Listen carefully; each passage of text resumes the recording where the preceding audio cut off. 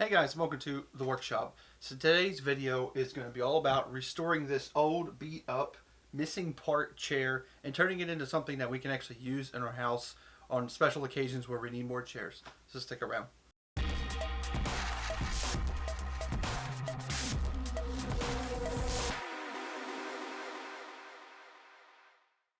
So one of the first things to note on this chair, there are a lot of missing parts. This chair came from my family. It's kind of been passed down through time.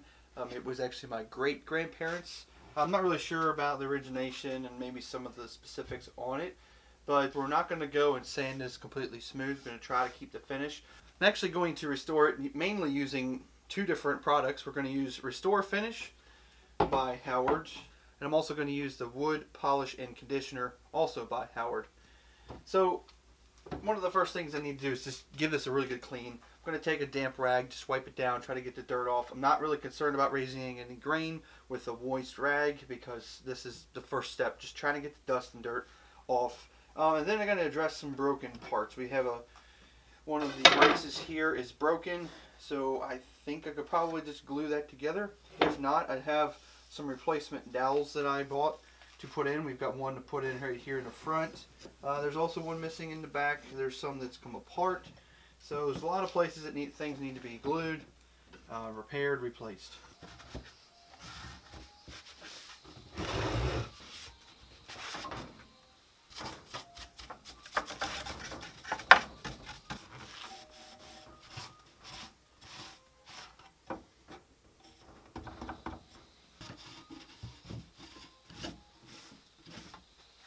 So I'm no chair expert, but I've been able to deduce as I've been wiping this down.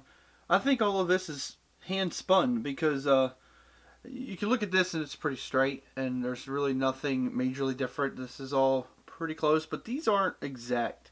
And everything's not like an exact replica. If I look at the profile of this curvature to this, it's not exactly. And if we look at the other side, we've got the same thing where this is not as accurate to this, but there's actually a little bit of a twist to it. It's not a dead straight. So I guess this was made by hand. So this carving up here on the back rail seems to have been hand carved too. A lot of this wood here looks like maybe the chisel wasn't very sharp because it kind of tore the wood versus chipped it out. But it's pretty neat to just kind of look at things in a little bit of a different light. So I think my first place to tackle was going to be the bottom.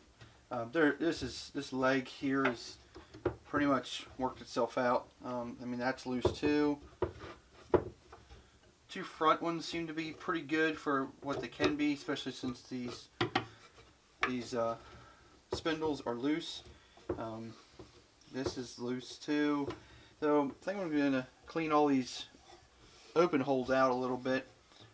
Try to dry fit this back together to square. That way at least I can get some measurements for the pieces I need to cut to replace the parts. And then try to shore up these legs in the back, probably add some glue to it. And maybe try to clean off some of this old stuff that was in there. The top actually looks pretty good, so I'm not really too concerned about that. Just mainly fixing the bottom.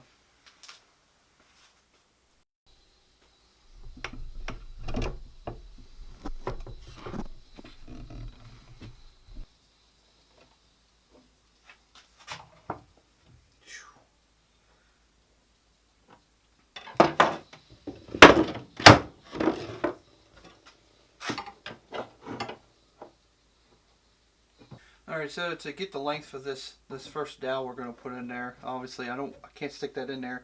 What I'm going to actually do is use a smaller dowel here and stick it inside the hole and just give it a little, and mark that. And then I know that is how much I need to stick in the hole. I'll transfer that to the new spindle.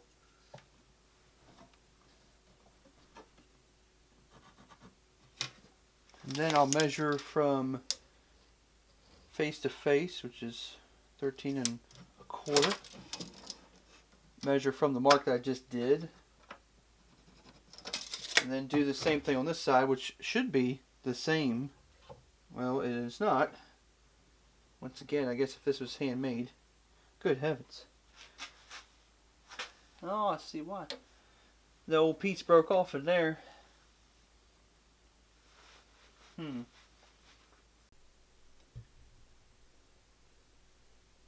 So I'm going to backtrack for a minute, see if that piece is loose at all, and if it is, pull it out and repeat all of what I just did. But it does seem, actually, it's not even wood, it's glue. It looks like somebody's repaired it before. This is an old, gnarly wood glue. Okay, well, let's go back, track. Now let's repeat this same process again. Oh yeah, what a difference that made. More than double the length that's going to go in there, which is good because it's going to give me more stability. Once again, measure from that spot, which I think we said 13 1/4. And I already marked the other one, which is a clean hole.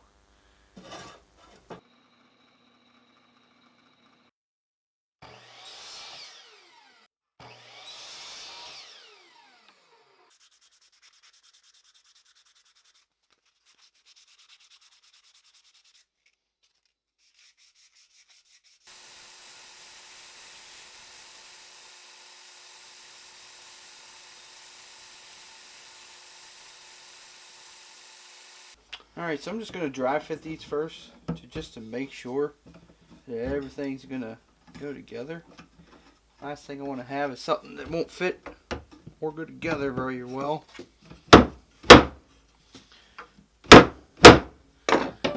I'm not going to bang that in too much because I did use the vise to pull that in. Let's check the back one out. I was having some trouble with that one. Now that one's broken.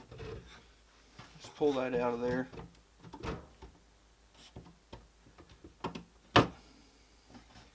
Once again, somebody's gone through and tried to do some repairs to it.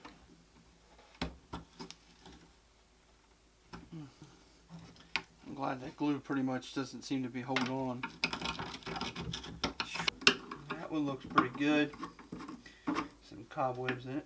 That looks like dirt. Now these were in a barn. Could have been an old mud dog nest or something trying to start up in there.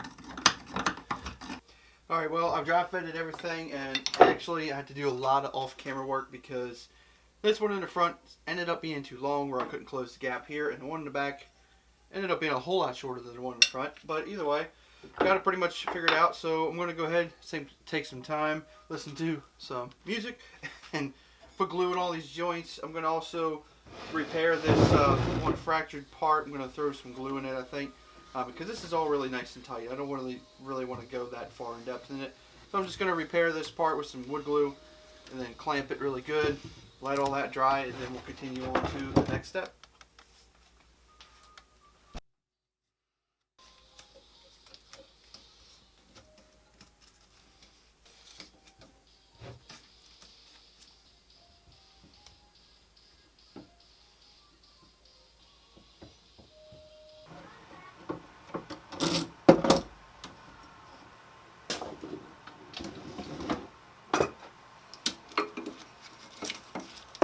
After doing a little bit of thinking, I've decided I'm not going to use the restore finish and the wax on this because we've got 4 of these chairs as well, and they all have a really nice and shiny finish to them. I'm actually going to use some regular stain with a cloth and try to dab on some of the brand new wood. Try to match the color of the wood that's up here already.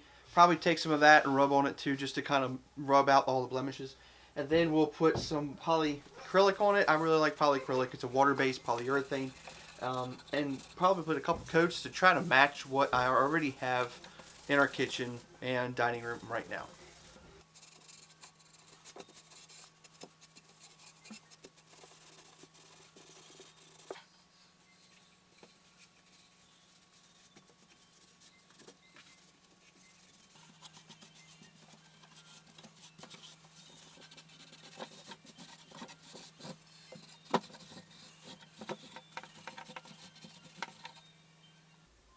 I've ended up taking out my Rust-Oleum, which is a little bit stronger to rub on like this. One coat pretty much just matched it.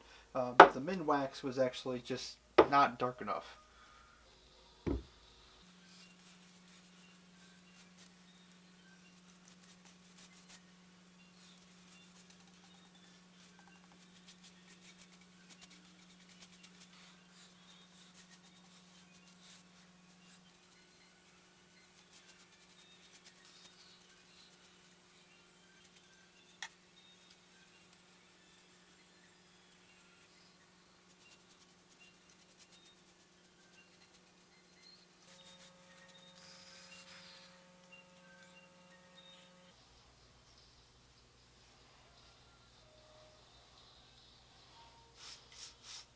Okay, and just like that, everything is done. The chair turned out really, really good.